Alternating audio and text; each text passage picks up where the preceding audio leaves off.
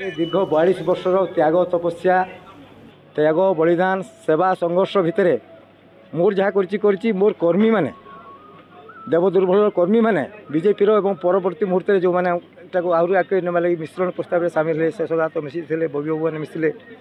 एमानकर अक्लांत परिश्रम फल आज आमको मिली कंटामालवासी गोटे परिवर्तन चाहूले सेटा आज समस्त सहयोग से आज सफल हो पारी। कन्हई डांगंकर प्रतिक्रिया महीधर रणा ये विधायक थे 14-19 से जीति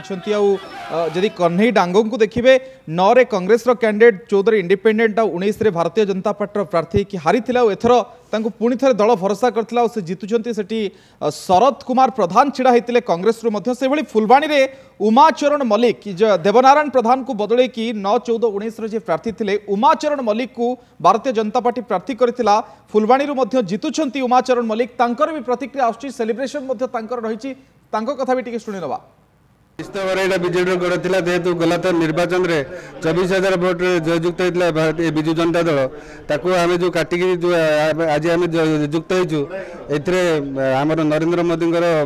जो लोकप्रियता से आम आज जययुक्त हो भारतीय जनता पार्टी ये एमएलए प्रथम कर जो फुलवाणी निर्वाचन मंडल जययुक्त हो सर्वोपरि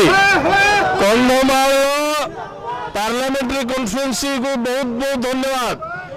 जे फुलवाणी एमपी को कंधमाल एमपी को से जीतई आ फुलवाणी विधानसभा एमएलए प्रार्थी को जीतई।